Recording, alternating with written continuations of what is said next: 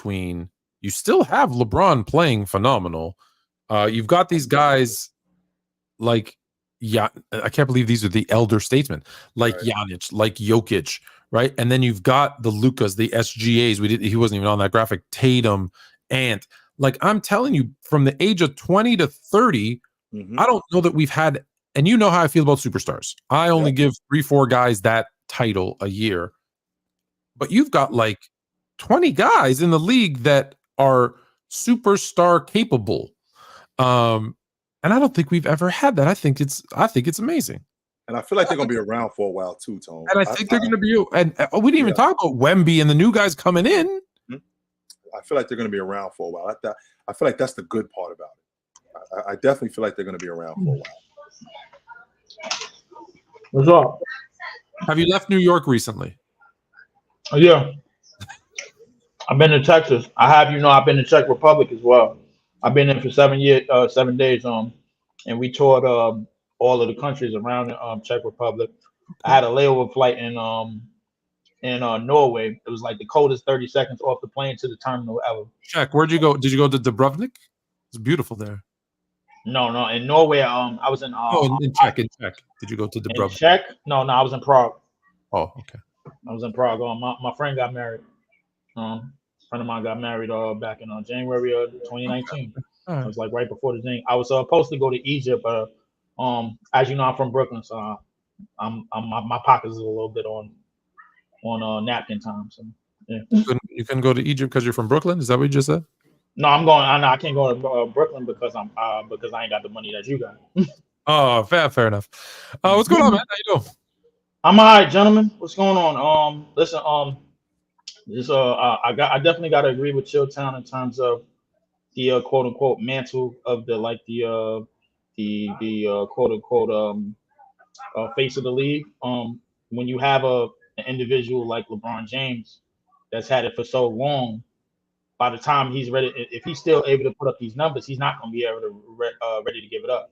He has to be completely out of the picture in order for us to have a clear-cutting face. In my opinion, he has to be completely out of the picture. That means so you don't think someone could take it? No, and I think that's the one thing. And you know how much Fluent Chilltown knows how much I despise LeBron James, but I have to agree with him on this. When it matters, Tone, the reason why that face of the league thing, like for example, with LeBron James, the reason why it was what it was because it was attached to winning. So we can't have inconsistent winning. So when you talk about a guy like Giannis was on a trajectory to do that. Had he been able to win more, you can now phase guys out a little bit more when you winning. That's why Jordan was able to do that in the 90s because he started winning. So now those other guys who could possibly be that, well, now we can put the league behind this guy because he's winning.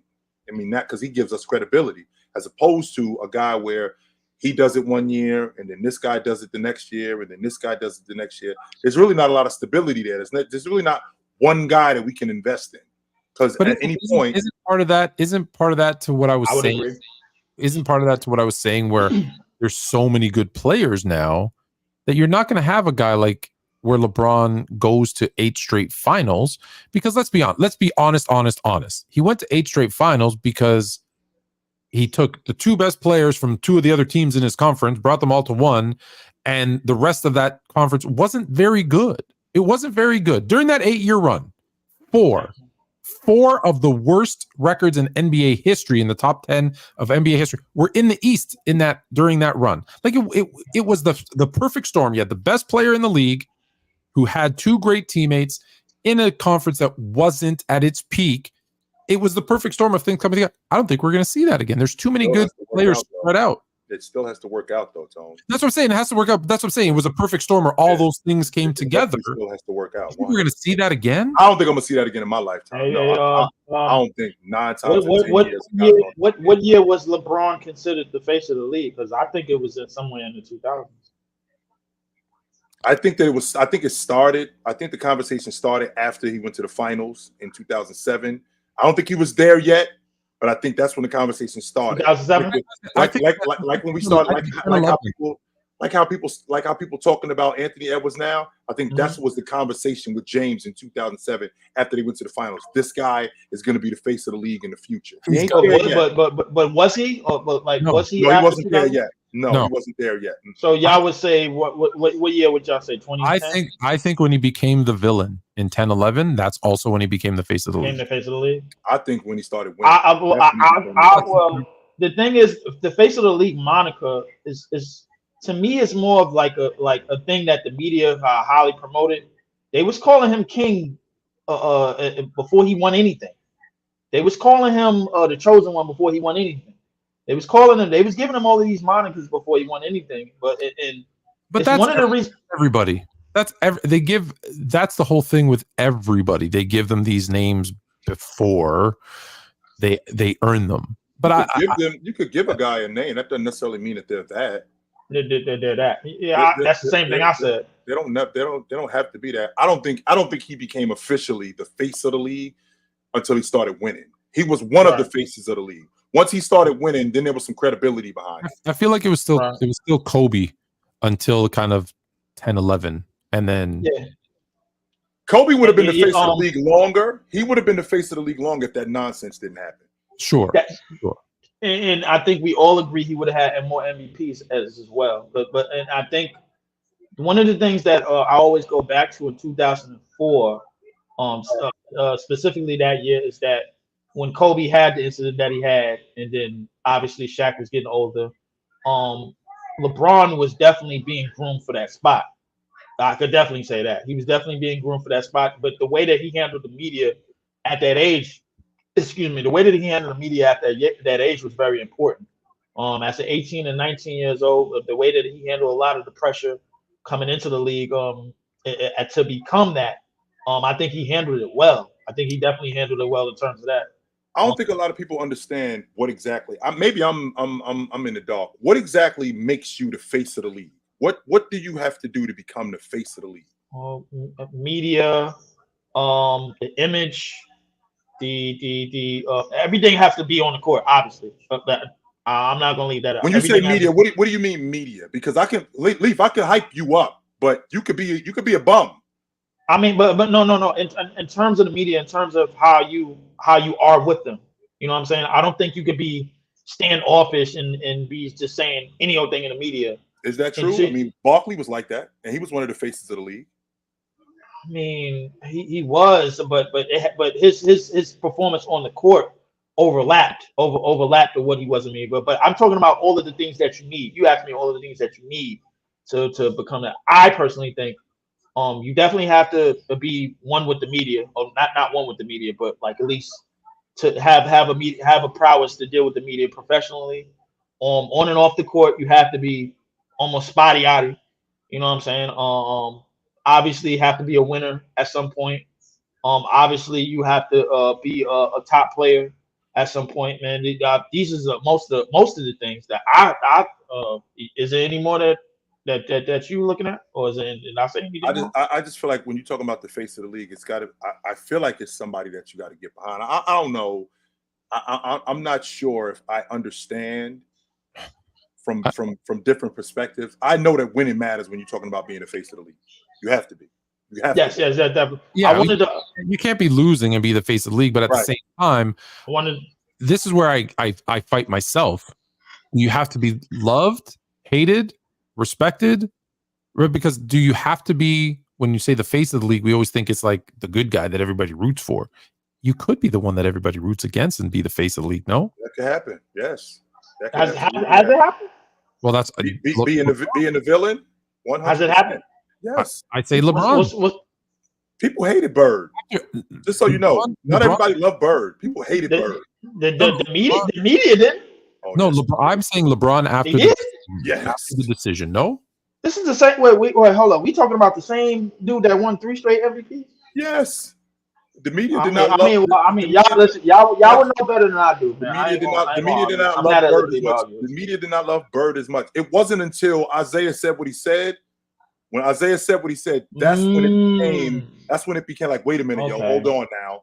Okay, we might not have given this dude as much credit as we should have, but you wrong about that. When Isaiah said what he said, that actually enhanced who Bird actually Yeah, was. that did actually, but really it was Rodman that kind of answered the question, and then Isaiah Thomas kind of came to bat for him. I wanted to ask you another question because before you do that, I just want to put out there because we talked about the face. Since we're talking about the face of the league, I just want to put this on, and I'm going to read the headline first because I think the headline is very telling. NBA playoff ratings down 12% as casual fans pine for LeBron and Curry. I mean, that's going to happen. I mean, but that's where the new basketball fans come in. You know what I'm saying? All the LeBron and Curry fans, they're probably not going to watch because they've been sold Steph. They've been spoon fed Steph and LeBron. Let's face it, for 4 straight years in the 2010s. It's one of the reasons why I call the 2010s one of the most overrated decades in sports. This is one of the main reasons, bro, and I stand on it. Just off the simple fact of that. But let me ask. So that's before you get to your question. You don't get them dudes as nearly as much respect as you should. You right. I don't. You don't. Are they? Is it because of LeBron and Steph not being in, or you've got Minnesota, small market, OKC. Oh, they're out now, but Denver, no offense, Denver's not a big market.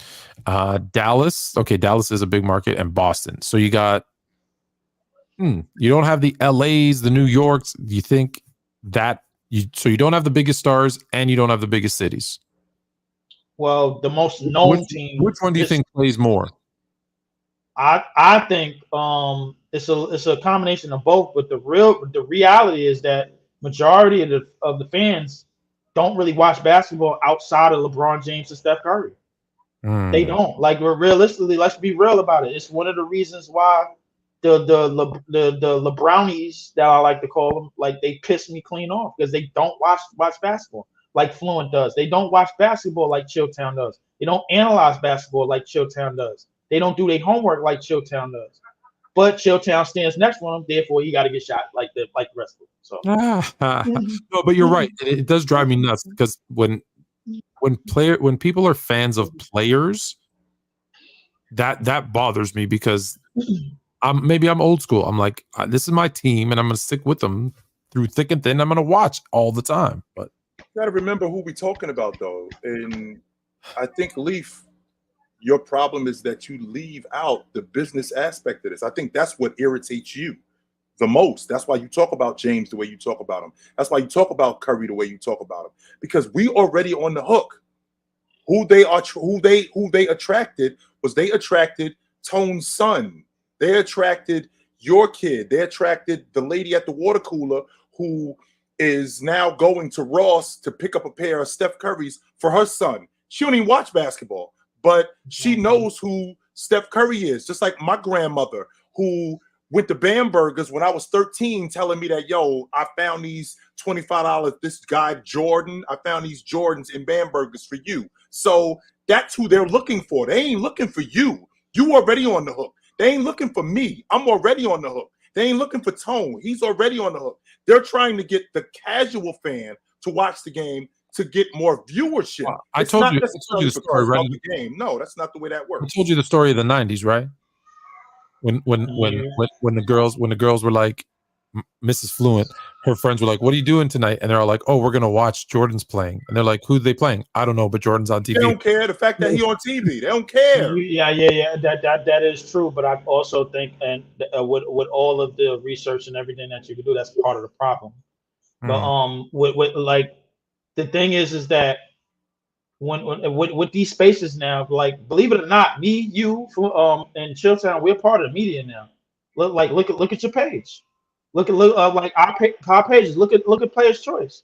We're part of the media now. Like, the thing is, what my perspective of what you guys were doing is y'all was talking it from a more in-depth version of than the media, than the mainstream media, than the ESPNs were, because how many, you can't go on ESPN and find somebody like Chilltown that would talk about the X's and O's, what needs to happen down the stretch of the games and things like that. But I could go to Chilltown, and it's the reason why I do it. But and this is part of the reason why you need to watch 2 hours and 30 minutes of goddamn basketball.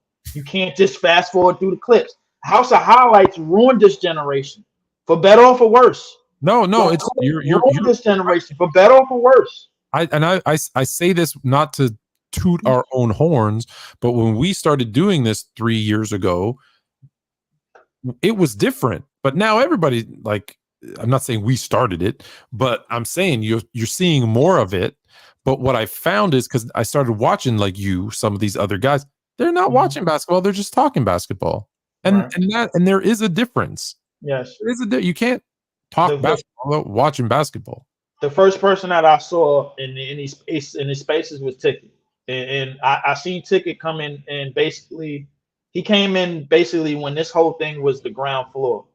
And when I seen that he came in when it was the ground floor and it was an empty kitchen and there was no lights on the stove. So the thing is, when I seen him come in and consistently drop video after video, don't get me wrong, he talked on a lot of issues, but when it came to game time, he talked about the game as well. You know what I'm saying? And it's one of the reasons why, like, he had 100,000 followers many times over, but we already know how tickety he is. You know what I'm saying? Like, his temperament could go left and right, but like when it comes, I always thought he was on point.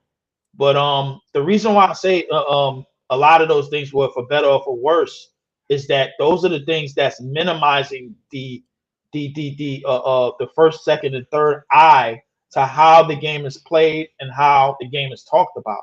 So now you're getting more people. Now you get more quote unquote goofies in the chat talking to Chill and giving them one-liners and things like that. And then he's refuting them because he knows the game, because he sat there and watched the game for 2.5 hours, like I do on my page when I record the game and I do the play-by-play for 2.5 hours. Go tune in my chat, man. You gonna watch me do a live play-by-play. I'm the Black Marv Albert. I ain't gonna lie to you. But are you on playback? No, I am on playback, but I haven't done a playback thing yet. I was gonna say you could come. I'll give you a bunch of VIP passes. Come do this. Anyways, we'll talk. Lee 4788 on playback. But I wanted to ask you another question. Chilltown, I definitely agree with you about Caruso making first team last year. I was highly disgusted, but you did troll me anyway. You talked about players not playing enough minutes to win Defensive Player of the Year, and that's exactly what I tell these Wemby fans about Wembanyama. Yo, don't tell me what he was on the court by telling me the San Antonio Spurs was this all together. And one of the questions I wanted to ask you, just out of curiosity, what do you have Michael Cooper ranked all-time defensively? Because he played less than 30 minutes as well. I think he played like 24 minutes. He played like 27. He played like 27 minutes a month. I ain't think that was. I thought it was legit, but I thought. Was he the best defenders on the Lakers team? No, it was Jabbar. Even in the times where Magic was taking up the mantle. Well, when he won it in '87, Jabbar was over at that point as an elite defender. So he was the best defender on that team. But earlier on, he got there in '79. 79, right? Yeah, he got there in '79. Up until like '87, Jabbar was still the best defender on that crew. Now, when we got later on, like after '85, I felt like Michael Cooper ended up taking the mantle. And I ain't gonna lie, in that time, he put together a hell of a defensive resume. Yeah. For playing only 20-something minutes. But what do you have him all time defensively? I haven't thought about it, to be honest with you. Michael Cooper. You got him top 25? Because you know what I'm about to say, right? I haven't thought about it. No, I don't. Because I would have to think about Michael Cooper as a defender. I'm thinking about putting him in my top 10. I ain't gonna lie to you. You got Tony Allen. I don't have Tony Allen on mine. I had to redo my top 10. I'm gonna give it to y'all later, bro. It's a more consistent top 10. Right. It's a more consistent top 10 than you would yell at me for. But definitely, my dream is to make a top 10 consistent enough where Scottie Pippen isn't in it. But good luck with that. No, it's gonna happen. It's gonna happen. That, my man. Leaf, we got to bounce, brother. We had a time though. I appreciate y'all. I am on Playback TV, man, and yeah. Absolutely, brother. Go check them out. Yeah, definitely. And I've been out of New York, bro. I'm going to Texas. Thanks, brother. My girlfriend is in Texas. Send me the receipts. We appreciate you, brother. All right, man. It's that time. Go check out the Hoopstorians at 10. But until next week, put on a suit, drink water, don't drink and drive. Hey, man, call your mother. Call your mother. Talk to you soon. But until then, take it light, but take it. Thanks for hanging, guys. It was good to see you guys tonight. Absolutely.